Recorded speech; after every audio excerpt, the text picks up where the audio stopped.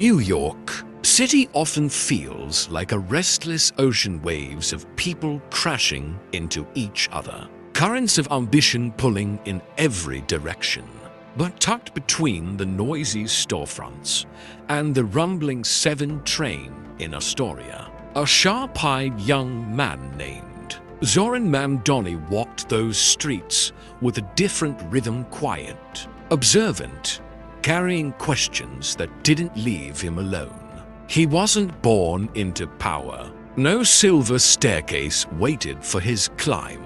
His early days were more like a patchwork immigrant struggle, financial uncertainty, and a family that stitched courage into everyday survival. His mother's voice, gentle yet firm like a well-tuned compass, taught him that justice wasn't a grand idea. It was built through small moments where you choose to stand up.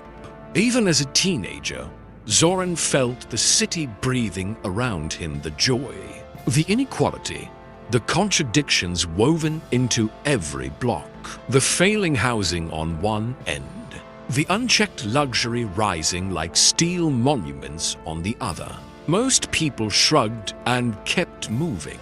Zohran didn't. Something inside him refused to let the world stay unexamined. College sharpened the edges of his curiosity. He studied systems, policies, and the invisible machinery that determined who lived with dignity and who merely survived. Friends joked that he didn't just read books, he interrogated them. But beneath the humor was a truth. Zohran wasn't preparing for a career. He was preparing for a fight he couldn't quite name yet. Then came the turning point. One evening outside a Queens community center, Zohran watched a tenant leader, a woman in her 60s, speak fiercely about rising rents and disappearing rights. She wasn't polished. She wasn't powerful. But her words carved through the air with the honesty of someone who had nothing left to lose. Zohran stood there as if struck by a quiet lightning. If she can fight with everything she has, he thought, then what's stopping me from doing the same? That moment didn't give him a title. It didn't give him fame. But it gave him something far more dangerous: purpose. And with purpose comes momentum. By the time the night sky settled over Queens, Zohran had already made a decision that would eventually challenge powerful institutions, reshape political conversations, and carry him step by unexpected step toward a destiny no one had predicted. A journey from the side streets of Astoria all the way to City Hall. The decision that changed his trajectory. Purpose is a strange kind of fire. It starts small, almost invisible, and then if you feed it with conviction, it begins to reshape everything around you. For Zohran Mamdani, that fire ignited the day he realized that complaining about the system wasn't enough. If you want to change the machinery, you have to step inside it. Even if the gears are sharp, the next months moved like a long, unpredictable heartbeat. Zohran started attending community meetings across Queens, tenants gatherings, immigrant rights circles, local budget discussions where the air smelled like stale coffee and frustration. He wasn't there to make speeches. He was there to listen, to understand, to absorb the city's pulse without filters. He noticed patterns, the same neighborhoods suffering, the same families trapped between rising costs and stagnant opportunities, the same sense of being unheard. It didn't take long for people to start recognizing him not as a leader, not yet, but as the young guy who actually showed up. And in a city where most voices echo into silence, showing up is the first sign of rebellion. Then one night, while volunteering for a food distribution drive. An elderly man came up to Zohran and said something that clung to him like a shadow. "Beta, we don't need heroes. We need people who don't disappear." That sentence cracked something open inside him. He had always believed in justice, but now he understood something deeper. Justice is not an idea. Justice is a practice. That's when the whispers began, friends suggesting he should run for office, neighbors nudging him to take a step that terrified him, mentors reminding him that political spaces only change when new voices enter the room. Zohran resisted at first. He questioned his own worth. He worried about failure. He wondered whether anyone would even vote for someone who didn't come from a long political lineage. But the city, messy and magnificent, kept pushing him. And finally, in an unremarkable Queen's apartment with flickering yellow light, Zohran filled out the forms to run for New York State Assembly. No grand ceremony, no cheering crowds, just a young man signing a paper that felt heavier than his future. Outside, the city kept moving, unaware that a quiet shift had begun, one that would pull Zohran into battles against entrenched powers, unexpected alliances, and decisions that would eventually guide him toward the highest seat in the city, the mayor's office. The underdog who refused to blink. Campaigns in New York City aren't gentle. They're wild, unfiltered storms made of door knocks, cold sidewalks, skeptical faces, and the stubborn hope that one conversation can tilt the world. For Zohran Mamdani, stepping into that storm felt like walking into a maze lit by flickering street lamps. Every turn revealed a new challenge. His opponents had money, connections, decades of established networks. Zohran had a backpack full of flyers, a growing team of passionate volunteers, and an unshakable belief that real change begins at ground level. The days became beautifully chaotic. Mornings started with strategy huddles in cramped apartments where the coffee tasted like burnt ambition, and evenings ended with Zohran knocking doors long after the sky turned ink blue. He met taxi drivers exhausted from 14-hour shifts, students crushed by rent, mothers juggling two jobs, and elders who still believed in the promise of America. He didn't pitch them dreams. He didn't promise miracles. He simply listened like their stories were maps, guiding him through the city's unseen corridors. But the resistance arrived quickly. Some political players laughed at his campaign, calling him the kid trying to rewrite the system. Others tried to push him out quietly, whispers, pressure, subtle warnings. More than once, advisors suggested he tone down his message, play safer, and fit into a mold they believed voters trusted. Zohran rejected that path. He wasn't running to become another polished figure at fundraisers. He was running to be the first loud echo of communities long kept in the shadows. One evening, during a community debate, his opponent delivered a well-practiced speech full of perfect pauses and elegant promises. When Zohran's turn came, he spoke with a steady fire, not theatrical, not rehearsed, just honest. If leadership means repeating the same solutions that have failed us, then maybe it's time we redefine leadership.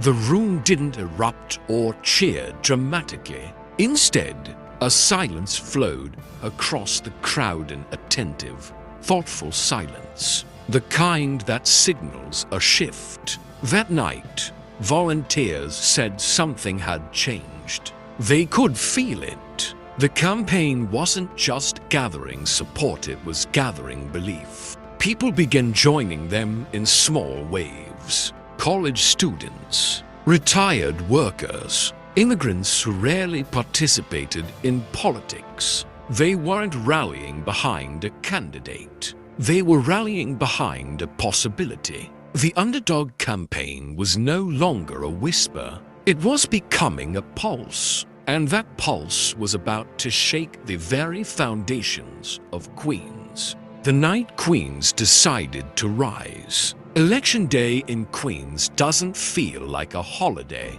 It feels like a test of patience, of belief, of whether ordinary people still trust that their voices matter. For Zohran Mamdani, that morning carried a strange mix of calm and electricity, like the sky before a summer downpour. He woke up early, not to celebrate, but to breathe.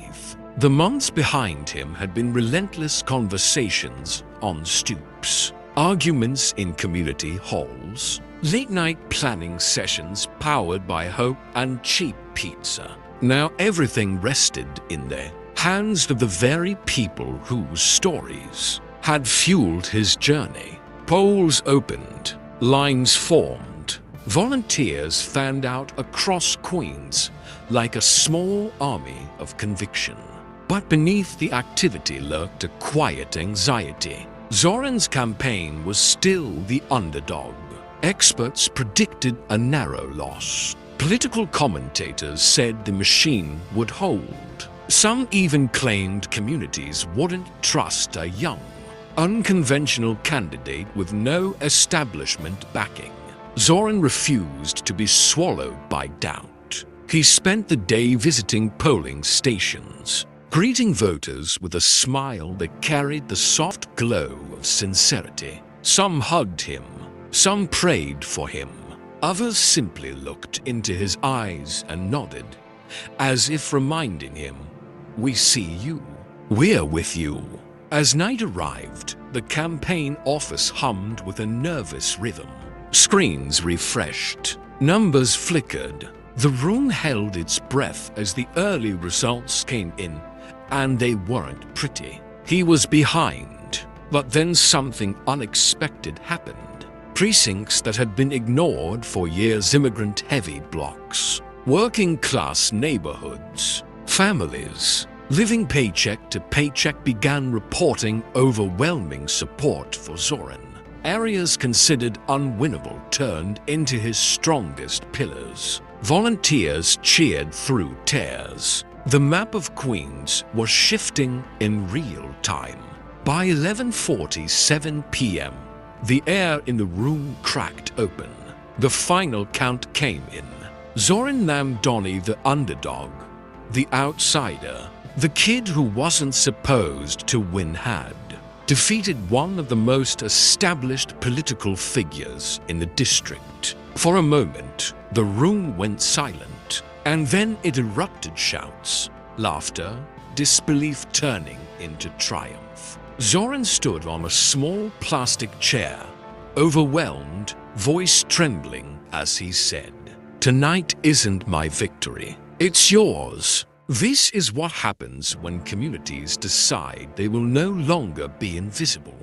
Queens had spoken, and the city had no idea how much louder that voice was about to become. When power saw a new kind of politician, winning the election was not the finish line. It was the moment the real battlefield revealed itself. The halls of Albany Grand, echoing, wrapped in history, welcomed Zohran Mamdani with an air of polite skepticism. Newcomers arrive every year, but few arrive carrying the kind of momentum Zohran brought from Queens. Walking into the state, assembly felt like stepping into a vast engine room where every lever, every whisper, every handshake carried weight. Some lawmakers greeted him warmly, sensing fresh energy. Others sized him up quietly: the young reformist, the community candidate, the unpredictable variable in a system that preferred predictability. They expected him to soften his edges. They expected him to blend in. They expected him to learn the unwritten rule. Speak carefully. Move slowly. Don't shake the table. But Zohran didn't arrive to blend. He arrived to build. During his first weeks, he listened more than he spoke, collecting stories, understanding legislative corridors, mapping how decisions traveled from conference rooms to the lives of people back home. Yet something unusual happened. He didn't let the system swallow him.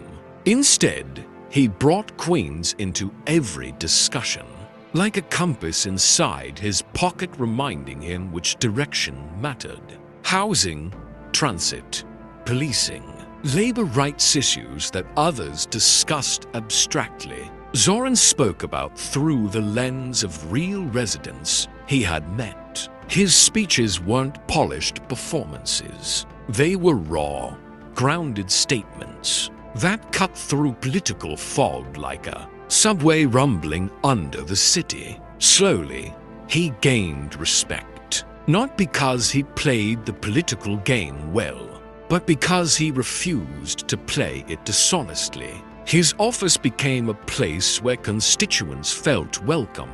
Activists saw him as an ally. Even seasoned lawmakers began noticing his persistence, steady, patient, but unyielding. He fought for bills that many considered impossible. Some passed, some failed. But failure didn't dent his resolve. It sharpened it. Behind the scenes, he faced resistance, closed doors, diluted proposals, pressure to tone it down. But every setback reminded him of the communities that lifted him into this seat. He carried their expectations like a lantern through the dim corridors of politics. And as months turned 2 years, something unusual took shape. A reputation. Zohran Mamdani wasn't just another assembly member. He was becoming a force, a voice that refused to be ignored. A presence that made the political machinery shift, even slightly, in the direction of ordinary people. Whispers began circulating across New York City. This guy, he's different. He actually shows up. He might go further than anyone thinks. They didn't know how right they were. The storm he chose to walk into. Power never sleeps in New York. It stirs, watches, and waits, especially when someone threatens to reshape its architecture.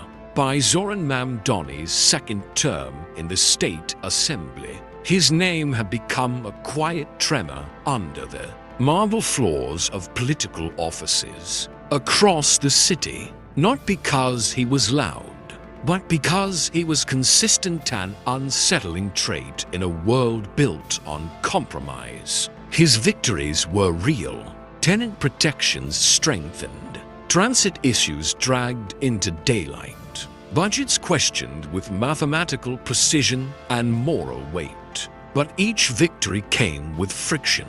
The more he pushed, the more invisible walls thickened around him. Invitations to certain exclusive meetings mysteriously vanished. Lobbyists tried subtle elbow nudges. Senior lawmakers offered friendly warnings wrapped in velvet. Careful, kid. You're stepping into arenas where people play for keeps. Zohran didn't step back. If anything, he leaned in. He began mobilizing communities not only during election seasons, but all year long. Town halls turned into packed rooms. Residents treated him less like a politician and more like an amplifier, someone who turned their whispers into legislation. This made him dangerous to the establishment and indispensable to the streets of Queens. Then came the moment that quietly shifted his trajectory. A massive rezoning plan was proposed, slick, shiny, sold to the public as progress. Towers, luxury housing, billions of dollars projected. But buried inside the proposal lay a dark truth. Thousands of working-class families would be priced out, erased from their own neighborhoods like chalk washed away by rain. The political machine wanted it approved. Developers wanted it yesterday. Many lawmakers treated it as inevitable. Zohran treated it as a line in the sand. He launched a city with campaign rallies, subway outreach, late-night strategy sessions. His voice carried through crowded gymnasiums and across social media feeds like a coded warning. A city that forgets its people will eventually forget itself. The fight was brutal. Opponents slammed him in the press. Donors tried to squeeze him politically. Allies were pressured to abandon him. But he didn't flinch. His resolve became a rallying cry. Unexpectedly, the public responded with thunder. Protests swelled. Public hearings overflowed. Ordinary New Yorkers, teachers, cab drivers, single mothers, elderly residents stood beside him. And against all predictions, the rezoning plan collapsed. That victory echoed across the 5 boroughs not as a policy win, but as a revelation. New York could still be shaped by its people if someone was willing to carry their fight. And for the first time, political analysts whispered a possibility that sounded bold, risky, almost unreal. He could run the city one day, the moment the city looked his way. Victories echo, but some echoes bend the future. After the collapse of the rezoning deal, New York City began saying Zohran Mamdani's name with a new tone, curiosity wrapped in respect, admiration tangled with expectation. People didn't see him as a local representative anymore. They saw him as a leader who could shoulder the weight of an entire city. But with recognition came a new kind of pressure. Journalists circled like hawks, eager to frame him as the next big contender.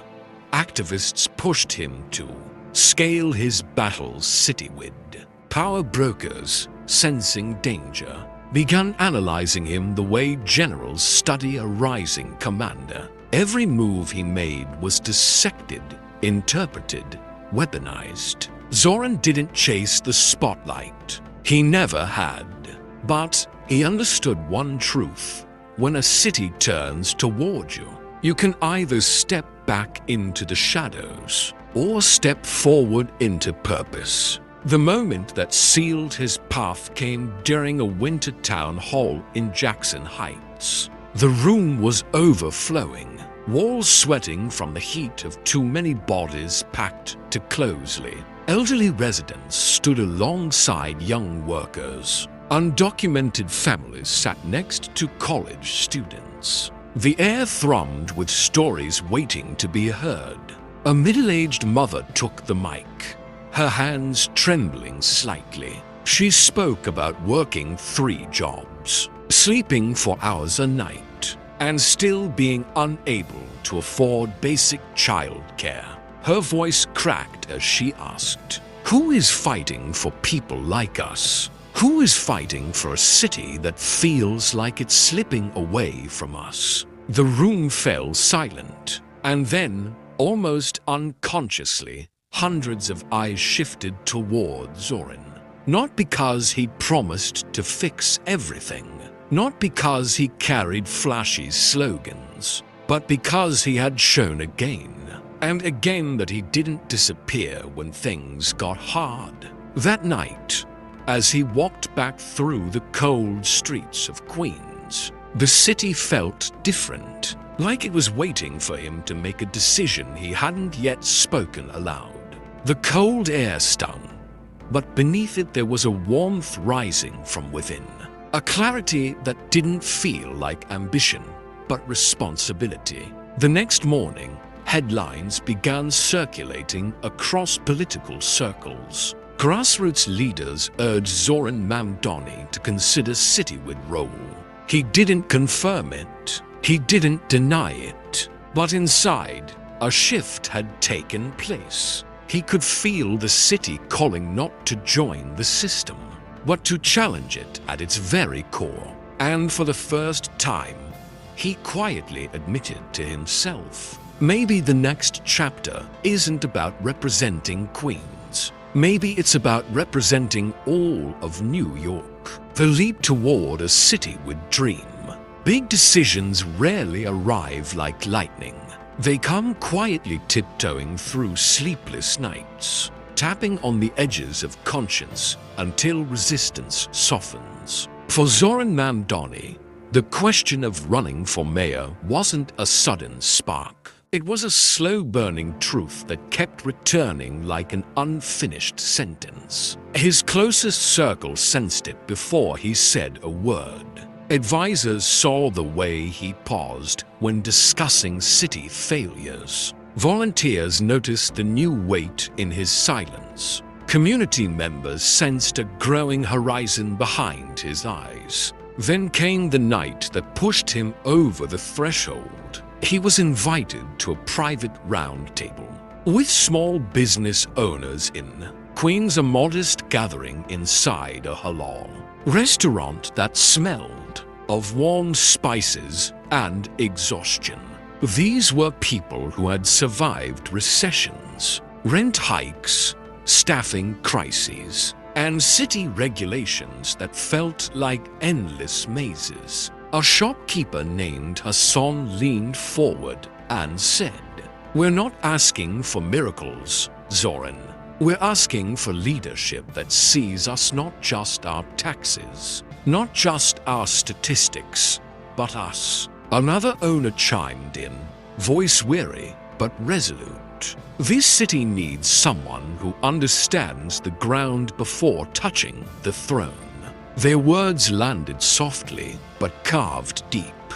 Zohran realized something profound. People weren't urging him out of blind admiration, they were urging him out of necessity. The city was aching for a leader who wasn't manufactured in political laboratories, a leader built from community soil. That night, he walked home under the glow of streetlights that hummed like old guardians. The city looked enormous, but not unreachable. Every passing taxi, every steaming food cart, every flickering bodega sign felt like a thread weaving him toward an inevitable path. The next morning, he called his team. They gathered in a cramped living room, laptops glowing, hope buzzing like a restless heartbeat. Zohran spoke with a steadiness that came from months of wrestling with doubt. "I'm running for mayor, not for power, not for prestige, but because this city deserves someone who won't abandon the people who built it." The room erupted not with wild celebration, but with a determined, almost sacred energy. They knew the road ahead would be brutal. The opposition would be fierce. The machine would fight back. But they also knew one truth that anchored them. New York City stands tallest when underdogs rise. With that announcement, the city's political landscape trembled. The race had changed. The narrative had shifted. And Zohran Mamdani had just stepped into the biggest arena of his life. The campaign that redefined New York. The moment Zohran Mamdani announced his mayoral run, New York City reacted like a startled giant, blinking, shifting, suddenly aware that something unprecedented had entered the arena. This wasn't a billionaire candidate, not a career politician, not a carefully polished figure built by consultants. This was a community-forged challenger, stepping into the fiercest political coliseum in America. The machine struck first. Editorials painted him as too bold, too idealistic, too unpredictable. Old power networks whispered that he lacked the connections. The funding, the pedigree, wealthy donors lined up behind. Establishment candidates like armored knights protecting the kingdom.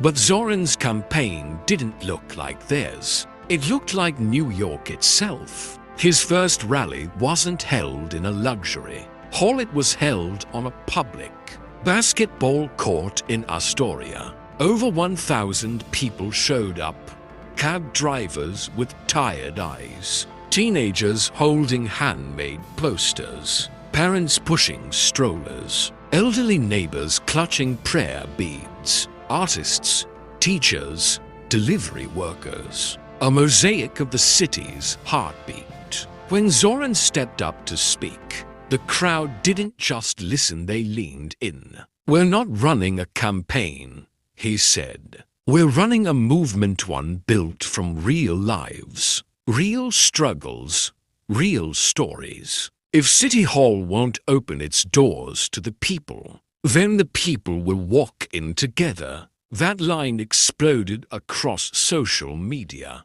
The campaign began to swell. Volunteers signed up faster than the team could process. Grassroots donations poured in $5, $10, $27 at a time until his funding graph looked like a skyline rising overnight. Neighborhoods once ignored in city politics suddenly felt awakened, like someone had remembered their existence. His opponents relied on glossy ads. Zohran relied on conversations. They had endorsements from power brokers. He had endorsements from street vendors, union workers, and families who had never participated in politics before. Debates became turning points. Zohran didn't attack personally, he attacked the systems that failed New Yorkers. He spoke about housing like someone who had walked the hallways of crumbling buildings. He spoke about public safety like someone who had listened to mothers who feared losing their sons to both crime and over-policing. He spoke about transit like someone who rode the train, not someone who read about it in reports. And slowly, the city began to tilt. Poll numbers shifted. News outlets grew restless. Power brokers grew nervous. Because for the first time in a long time, New York wasn't rallying behind a personality. It was rallying behind a purpose. The final stage was approaching, and the outcome would reshape the city's future. The night New York chose a different future. Election night in New York City feels like the city's soul is holding its breath. Skyscrapers glow like watchtowers. Subways hum beneath the streets like restless veins, and millions of hearts beat in quiet anticipation. But this night was different because this time, the city wasn't waiting for a politician. It was waiting for a possibility. Zohran Mamdani stood in a modest campaign headquarters in Queens, surrounded by the people who had walked every mile of the journey with him. There were no champagne fountains or velvet ropes, just folding tables, warm pizza boxes, and hope thick enough to touch. The first results came in. He was behind. Pundits smirked on television. Political veterans shrugged. Opponents celebrated too early. But Zohran didn't flinch. He had learned that New York speaks slowly then loudly. As the night stretched forward, the tide began to shift. Neighborhoods long ignored by the political establishment, Bronx tenants, Harlem elders, Brooklyn service workers, Queens immigrants reported overwhelming support for him. Districts that never voted in large numbers had turned out like a rising tide. By 10:58 p.m., the screen refreshed with a number no one expected. By 11:12 p.m., the lead widened. By 11:39 p.m., the impossible became undeniable. At 11:47 p.m., the city's pulse broke open. Zohran Mamdani elected mayor of New York City. For a moment, the room froze. No cheers, no screams, just the shock of history being rewritten. Then the applause erupted raw, unfiltered, almost primal. Volunteers cried into each other's shoulders. Old uncles whispered prayers. Teenagers jumped like fireworks. The whole room felt like a heart finally allowed to beat freely. Zohran stepped forward, the weight of the city settling onto his shoulders not as a burden, but as a promise. His voice was steady, almost gentle, yet powerful enough to carry across the 5 boroughs. Tonight, New York proved that power belongs to the people who build this city, not just the ones who run it. We didn't win because we were the richest. We won because we were the realest.